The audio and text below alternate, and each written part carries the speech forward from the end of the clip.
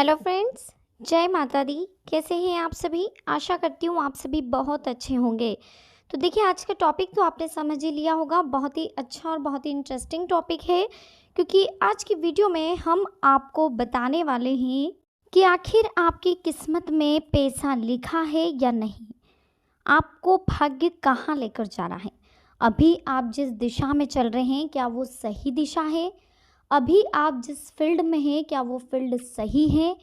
Financial condition आपकी कैसी रहेगी आगे जाकर? क्या कुछ होने वाला है? आपकी किस्मत क्या कहकर जा रही है आपसे? यह भी हम आपको इस वीडियो में बताएंगे। वीडियो बहुत ही महत्वपूर्ण है, इसे अंत तक जरूर देखिएगा। पसंद आए तो लाइक जरूर करें, साथ ही कमेंट सेक्शन में जय माता दी के जयकारे लगा दें दोस्तों। इसी के साथ अगर आपने अभी तक चैनल को सब्सक्राइब नहीं किया है तो कर लीजिए, बेल आइकन को भी प्रेस कर दीजिए ताकि आने वाली और भी लेटेस्ट वीडियो आप तक आसानी से पहुंच सके। तो वीडियो की शुरुआत करेंगे दोस्तों।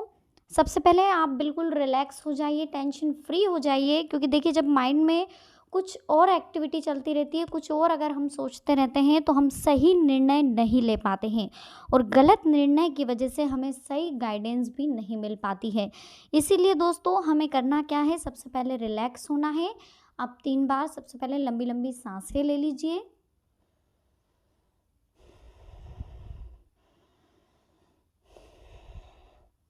कुछ इस तरह से आप लंबी लंबी सांसें 3 बार ले लीजिए।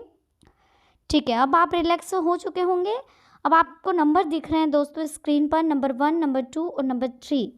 ये तीनों नंबर हैं। इन तीनों नंबर में से दिल पर हाथ रख करके कोई एक नंबर, कोई एक मूर्ति आपको चूज़ करनी है। फिर हम देखेंगे कि आपके भाग्य में कितना पैसा लिखा है, आखिर आपकी किस्मत में क्या लिखा है। इसी के साथ दोस्तों, यह भी ध्यान रखिएगा कि इसको चूज़ करने के बाद, इसे जो भी मूर्ति आपको अपनी तरफ अट्रैक्टिव करे, इसे पसंद करने के बाद, सिलेक्ट करने के बाद अपने ईश्वर से प्रे जरूर करिएगा। जिस भी शक्ति को आप मानते हैं, जिस भी यूनिवर्स को या जिस भी गॉड को आप मानते हैं, उनसे प्रे करिएगा कि इस वीडियो के माध्यम से हमें सही स्पष्ट जानकारी दे और गॉड के आपको सही संकेत मिले, ऐसी हम भी कामना करते हैं। तो चलिए दोस्तों, वीडियो की शुरुआत करते हैं। वीडियो का मात्र एक ही मकसद है कि आपकी ज़िंदगी में पॉजिटिव एनर्जी का संचार हो सके। फर्स्ट नंबर की मूर्ति जिस किसी ने भी चूज़ करी है, देख लेते हैं कि उनकी किस्मत में कितना पैसा लिखा और आखिर भाग्य उन्हें कहाँ तक लेकर जाता है। तो देखिए, सबसे पहले तो हम आपसे यही कहना चाहेंगे कि दोस्तों, आपकी लाइफ में अभी जो भी चल रहा है, जो भी आप कार्य कर रहे हैं या जिस भी फील्ड में आप वर्क कर रहे हैं, या जो भी चीज़ आपकी टारगेट है, उसी पर फोकस रखें। जी हाँ दोस्तों, आपका माइंड बहुत ज़्यादा डाइवर्ट हो रहा है। आपका माइंड कन्फ्यूज़न बहुत क्रिएट कर रहा है। आपको समझ में नहीं आ रहा है कि आपको क्या करना चाहिए और क्या नहीं करना चाहिए। हर पल आप कन्फ्यूज़ होते रहते हैं। मान लीजिए, किसी ने आपको ये बोला कि फ़लाने के यहाँ से इतना उसे प्रॉफ़िट हुआ है, इतना उसे उस फील्ड में लाभ हुआ है, तो तुरंत आपकी डायरेक्शन चेंज हो जाती है। फिर थोड़ी देर बाद आपको किसी ने आकर बोला कि यार उस फील्ड में तो इतना नुकसान है, तो फिर आपकी डायरेक्शन चेंज हो जाती है। यानी कि आपको खुद पर कोई भरोसा नहीं है, अपने मन पर आपका कोई काबू नहीं है, आप खुद का निर्णय कभी नहीं ले पा रहे। हर कोई आपको आकर कुछ भी बोल के जा रहा है और आप बुद्धू बन रहे हैं, यानी कि किसी की भी बातों में आ रहे, क्योंकि आपका मन अशांत है। आपके मन में एकाग्रता नहीं है, आप कंसंट्रेट नहीं कर पा रहे हैं। बस ये एक रीज़न यही है जो आपको आपकी किस्मत में लिखे पैसों से दूर कर रहा है। आपकी किस्मत में बहुत अच्छी अपॉर्चुनिटियाँ लिखी हुई है, बहुत अच्छा पैसा भी लिखा हुआ है, बहुत अच्छे अच्छे प्रॉफिट आपको मिलने वाले। इन्वेस्ट से तो 2 गुना फ़ायदा आपका लिखा हुआ है। इसी के साथ प्रॉपर्टी में भी बहुत अच्छा इन्वेस्ट आपका लिखा हुआ है। साथ ही कहीं पर अगर आप बिजनेस कर रहे हैं, कोई बिजनेस कर रहे हो, तो उस बिजनेस में भी बहुत अच्छे बेनिफिट्स आपको मिलने वाले हैं। अच्छा ऑर्डर भी आपको मिलने वाला है, लेकिन बस दिक्कत है तो आपकी सोच की, आपके भ्रमित मन की और बहकावे में आने की। बहुत ज़्यादा लोगों की बातों में आना, हर वक्त सिर्फ लोगों के विचारों को सुनना, अपने विचारों को महत्व नहीं देना, अपने दिल को महत्व नहीं देना, अपने दिमाग को महत्व नहीं देना, हर किसी की बातों में आ जाना, ये नहीं होता है। हमें अपने माइंड पर, अपनी इंद्रियों पर कंसंट्रेट रखना बेहद ज़रूरी है। अपने आप को समझना ज़रूरी है। हमारे बड़ों की सलाह ज़रूर आप ले सकते हैं, लेकिन किसी की भी बातों में जल्दी आ जाना, ये बहुत गलत है। इसी के साथ दोस्तों, एक चीज़ और हम आपको बताने वाले हैं, जो बहुत अच्छा समय आपका शुरू हो चुका है, वो यही बता रहा है कि कोई बड़ा धन लाभ आपको होने वाला है, उत्तम स्वभाव आपका है, आपका स्वभाव बहुत अच्छा है, उदारता के प्रतीक हैं आप, प्रेम दया आपके दिल में है, इसी के साथ संकोच भी है आपके दिल में, कहीं ना कहीं संवेदनशीलता के भी आप प्रतीक हैं। लेकिन सबसे पहली बात ध्यान रखिएगा कि जो प्रवृत्ति है आपके अंदर बहुत जल्दबाजी की, हर चीज़ की हाय करना, हर किसी की जल्दबाजी करना, जल्दबाजी में आप गलत निर्णय भी ले लेते हैं।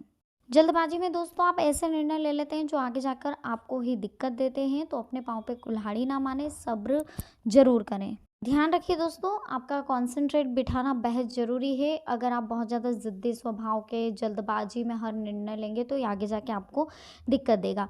इसी के साथ आपकी जो बार बार गुस्सा करने की जो एक आदत है, बहुत ज़्यादा चिड़चिड़ापन जो आपको रहता है, बात बात पर गुस्सा हो जाना, बात बात पर चिढ़ जाना, बच्चों से अच्छे से बात नहीं करना, बच्चों को चिल्ला चोट करना, या कहीं पर भी बात बात पे बहस करना, लड़ाई झगड़े करना, किसी की थोड़ी सी भी अगर आपको लगता है कि किसी से बहस होने वाली तो आप बहुत ज़्यादा उत्तेजित हो जाते हैं, बहुत ज़्यादा बोलने लग जाते हैं।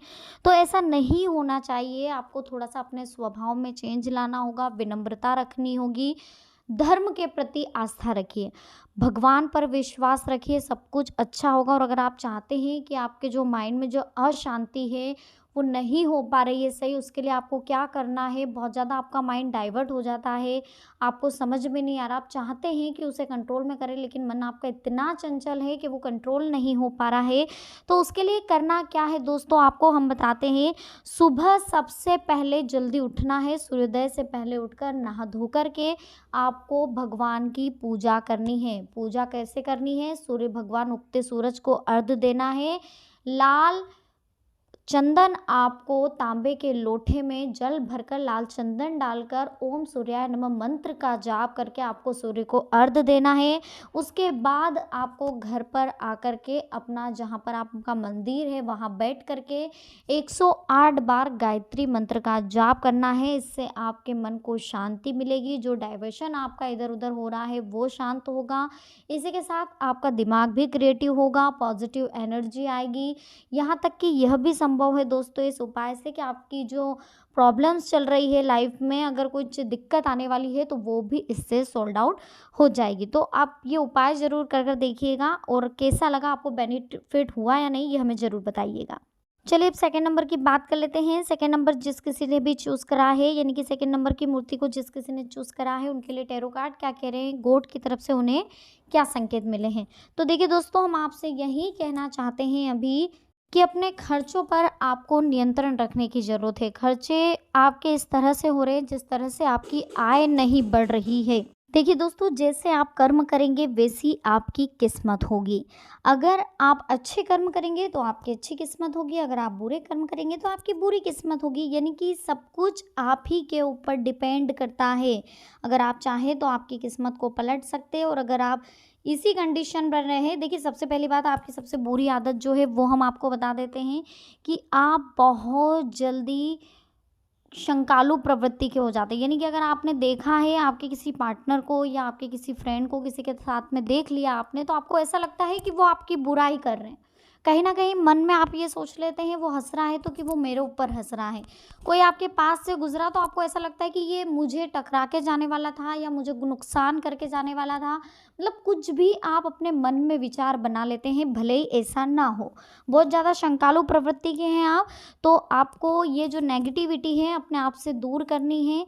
लोगों पर विश्वास करना सीखिए। ज़रूरी नहीं कि जैसा आप सोच रहे हैं सामने वाले का व्यक्तित्व वैसा ही हो सकता है कि जो आप सोच रहे हो उसका उल्टा हो, क्योंकि अभी आप श्योर नहीं हैं। जब तक आप श्योर नहीं हो किसी के लिए भी आपको गलत नहीं सोचना चाहिए। सबसे पहले तो आपको भरोसा करना सीखना है। आप भरोसा किसी पर भी नहीं करते हैं, कभी भी आपको भरोसा नहीं होता। अगर हो भी जाए तो बहुत आसानी से टूट जाता है, बहुत आसानी से, सिर्फ और सिर्फ आपकी सोच की वजह से। ज़रूरी नहीं कि किसी ने भरोसा तोड़ा, लेकिन आपने सोच लिया कि इसने मेरे साथ ऐसा इसलिए करा है। आप उसके सही रीज़न पर नहीं गए, उसने ऐसा क्यों करा। मान लीजिए एक सपोज एग्जांपल है कि आपका कोई पार्टनर है, हो सकता है आपके पार्टनर ने आज कॉल अटेंड नहीं करा, फ़ोन कट गया, काट दिया फ़ोन, तो आपको क्या लगेगा कि वो किसी के साथ है। हो सकता है वो आपको इग्नोर कर रहा है इसलिए उसने फ़ोन काट दिया, लेकिन रियल कंडीशन ये बन रही है कि उसका फ़ोन जो है वो स्विच ऑफ हो चुका है, खराब हो रहा है या बैटरी लो हो रही है, ये कंडीशन क्रिएट होती है।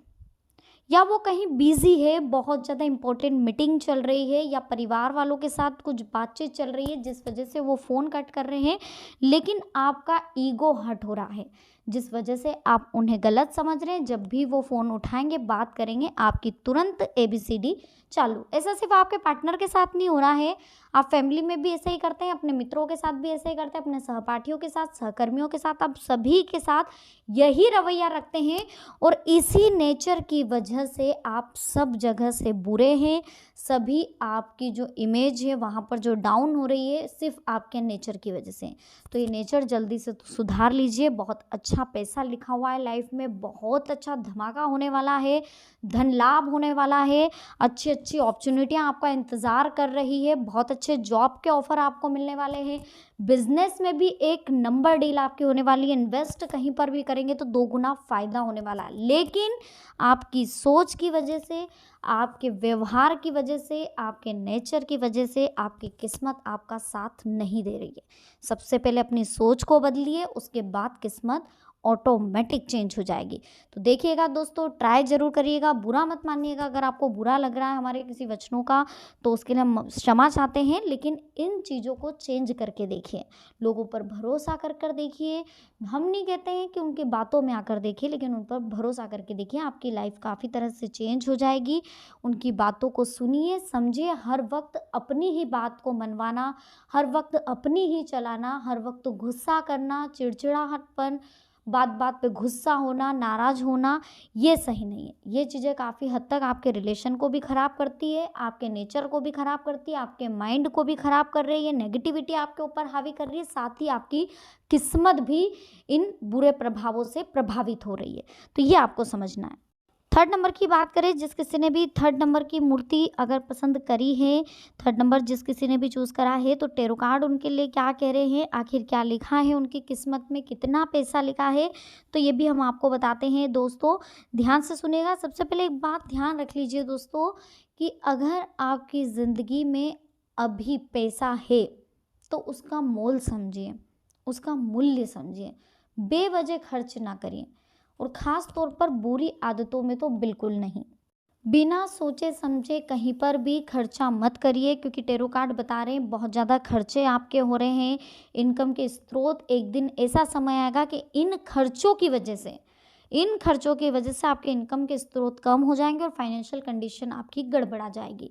इसलिए अभी से ध्यान रखिए दोस्तों, अपने कंडीशन को क्रिएट करके रखिए, अच्छी बनाकर रखिए। उसके लिए आपको अपने आय, जो खर्च करने के जो स्रोत हैं उनको थोड़ा कम करिए।